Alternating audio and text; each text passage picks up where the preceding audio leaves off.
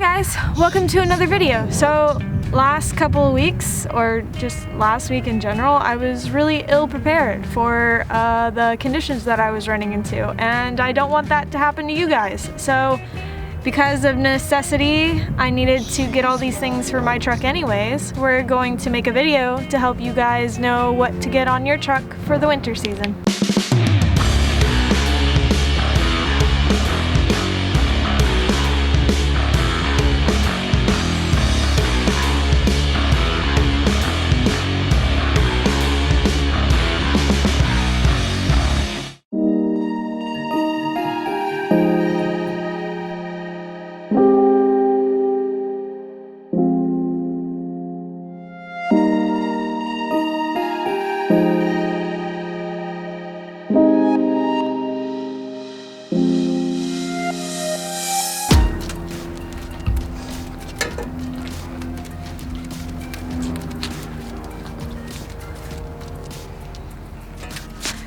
First things first, shovel.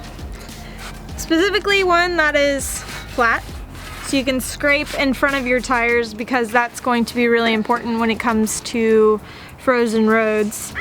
Also, it's kind of good to be able to shovel dirt and stuff under your tires. As you could see through my videos, it's really helpful.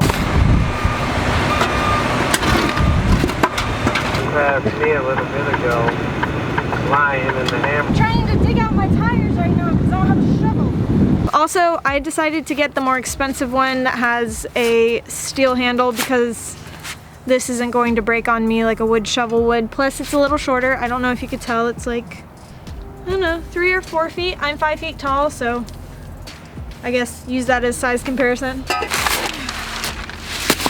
Because I have several trucks, I went ahead and I bought a whole bag of salt for the trucks, and I put them into little containers. So I'm thinking over time, this is my bag of salt that I'm standing on. I'm thinking over time what I can do is just refill them and just keep them in these little containers, and whenever people need more, we can put more in them. But buying in bulk is going to save me money across multiple trucks. So plus it looks pretty cool, and they can see when they are running out and things like that. It's going to be super easy for them, and it's not going to be like a giant bag that they literally have to haul out or worry about it spilling. So I think containers are awesome.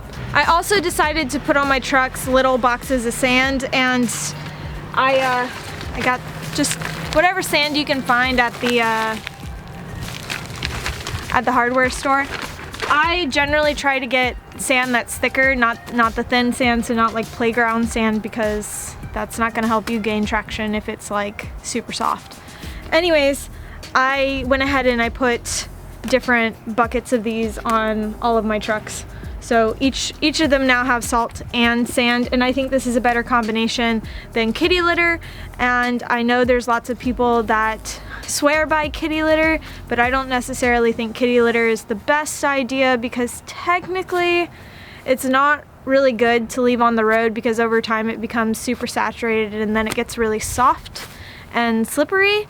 And I've heard this from a couple of different sources, and I never actually have used kitty litter myself, so I can't speak on that. But in my experience, I just like salt and sand, and it gets the job done, and it's not bad for everybody else on the road. So what I've heard is that kitty litter can start to get oversaturated and the clay becomes super soft and slippery. So it'll gain traction for you in the moment, but it won't help anybody else out.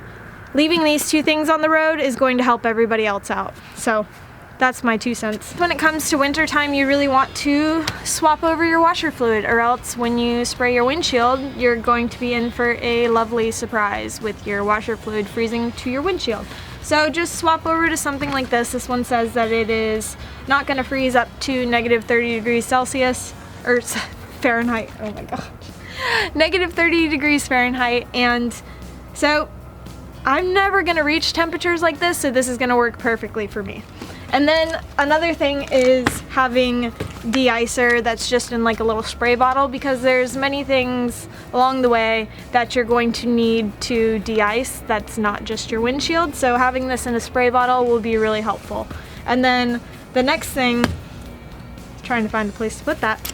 The next thing is a ice scraper. So this brush is really helpful. It actually helps you kind of shovel off the snow that piles up on your hood. So if you're sitting over time in places like Wyoming, Colorado, Utah, or even Washington, there's piles of snow that you have on your truck when you wake up in the morning or at night when you start your run, and you're going to need to shovel off most of that off your truck. It's also really dangerous to keep that on your truck while you're driving down the road because it's dangerous for other motorists. So do your duty and take off all the snow and ice on your truck. This thing is pretty awesome. I had to sit by my tanks for this one. So when it comes to winter time, your fuel is going to not like the winter temperatures. So first things first, remember that when you go to the south, they don't treat their fuel to keep it from gelling. In the more northern states, they do treat their fuel to keep it from gelling. And I think this is relative to the fuel hikes that we're seeing in the north right now, but I mean, they're astronomical at the moment, and I'm not happy about that. But you know, you can't do anything about it. You just got to pay the price. Anyways, so a good thing to keep on hand if you happen to have the fuel from the south, or you're going to a super cold place in like the negatives in Fahrenheit, is diesel conditioner. This will keep your fuel from gelling.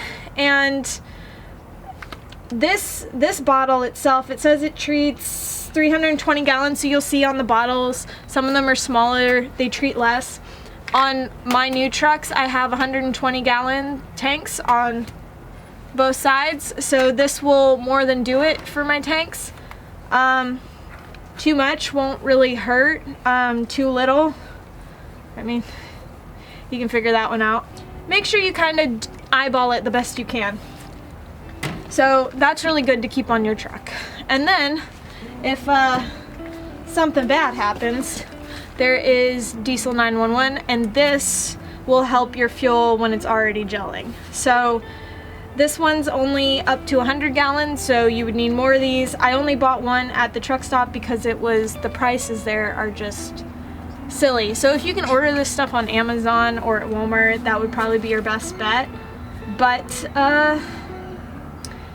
let's see, on the back, just so I read the instructions for you guys, it says use this product if your vehicle will not start or gain power. So I actually have a story about one time where I had a truck. It was negative 17 degrees. I accidentally shut it off in the winter time, and I wasn't thinking. It was a brand new truck. I was delivering it, and I was in Illinois, went to sleep, woke up in the morning, and I kid you not, I had a heart attack because I realized what I had done.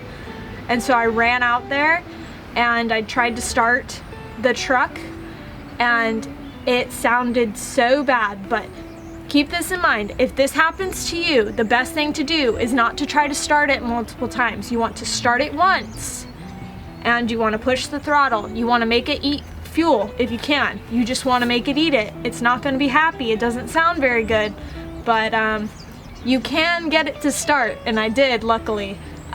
So, because it's very pricey if you gel up your fuel. So just be careful, keep these two products on hand. They will be very helpful for you in the winter time. Can we just take a minute and admire how beautiful this brand new engine is? I love all the colors, look at it. Oh. Okay. First things first, coolant.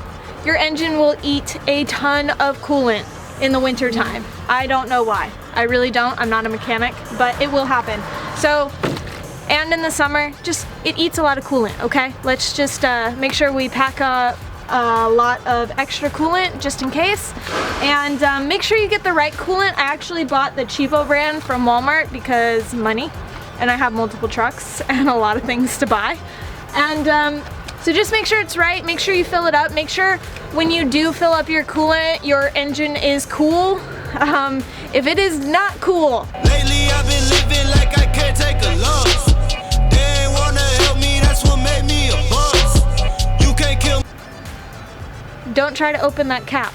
I mean, if it's mildly warm, you can, if you're going to do it, open the cap slowly. Make sure you have freaking gloves on because this is so important.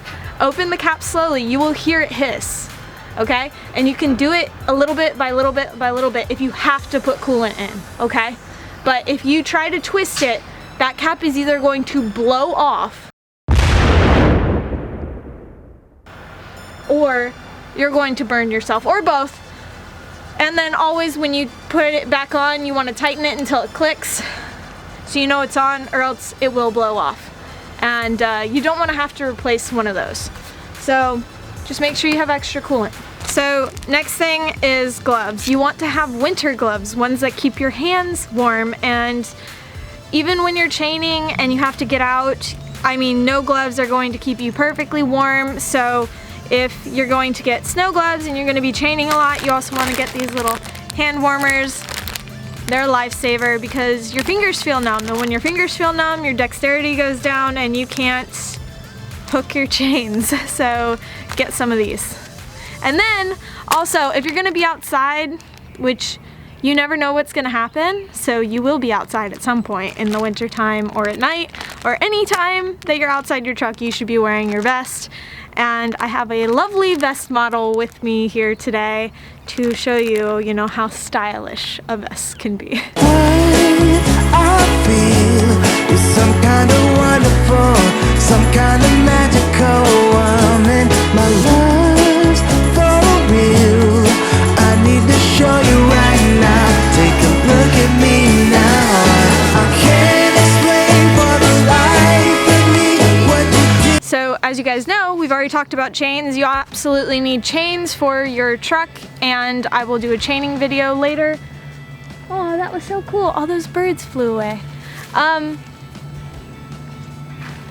I'll do a chaining video later on. I have a plan to do a really cool chaining video with a couple of different people, and it's definitely going to be not only a learning process for me, but hopefully everybody else as well. And it'll be a really awesome video. But anyways, with your chains comes this cam tool. You're going to need this cam tool in order to tighten the cams on your chains. So just make sure you save a couple of these. I mean, they get lost, but you will need them.